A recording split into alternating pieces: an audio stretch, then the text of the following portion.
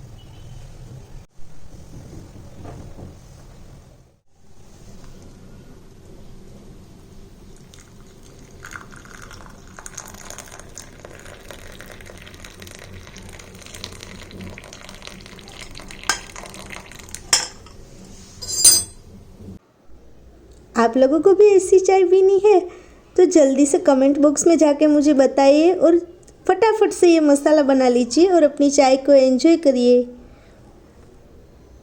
Thank you for watching guys. मेरा video आपको थोड़ा सा भी अच्छा लगा हो तो वीडियो को लाइक करना, और आप मेरे चैनल पर अभी तक नए हैं तो चैनल को सब्सक्राइब जरूर कर देना, साथ में बेल आइकन भी प्रेस कर देना। Bye bye.